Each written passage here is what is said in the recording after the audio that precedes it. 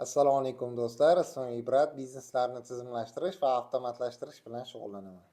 Bugungi darsimizda AppSheet'da avtomatik to'ldirib qo'yish, ya'ni qiymatlarni avtomatik to'ldirishni ko'rib chiqamiz.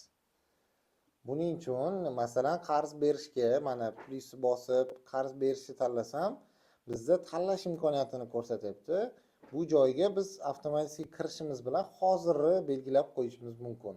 Buning uchun qanday qilinadi? Data qismiga kiramiz. Qaysi poliyamiz demak avtomatik to'lishini bilib olishimiz kerak.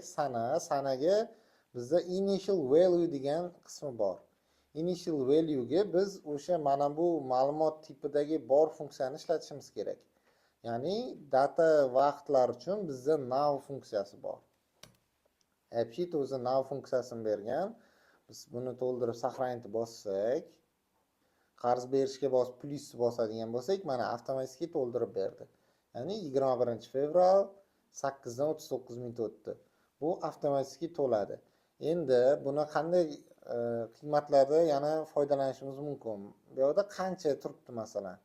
Qanchani demak biz qanchagacha berishimiz mumkin? Ya'ni avtomatik 1 million so'm belgilab qo'yamiz mana. Har plyus bosib kirgan vaqtimizda 1 million so'm to'lib turadi, lekin buni o'zgartirish imkoniyati ham paydo bo'ladi mana. Plyus bossak mana 1 million so'm, buni 2 million so'm ham qilishimiz mumkin.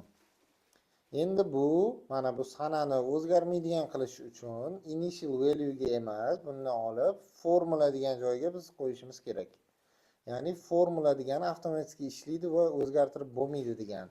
Initial value degani bu boshlang'ich ma'lumot degani.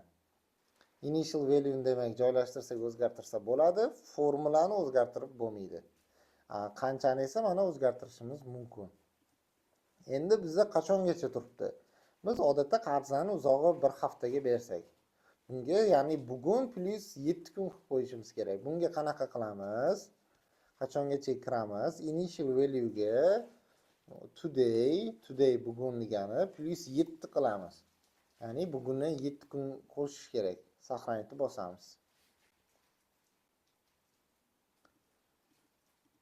Qarz berishga kirsak, mana avtomatik bugun 21 bo'lsa, 28-kunga belgilab qo'ydi. Buni yana o'zgartirishimiz mumkin. Bu endi juda ko'p ma'lumot turlari bo'lganda avtomatik to'ldirish vaqtida foydalaniladi. Bu imkoniyatda endi bizning katta dasturlarimizda juda qo'l keladi, chunki juda ko'p ma'lumotlarni dastur avtomatik to'ldirish lozim bo'ladi. E'tiboringiz uchun rahmat. Sahifamga obuna bo'ling va AppSheet imkoniyatlarini o'rganib boring.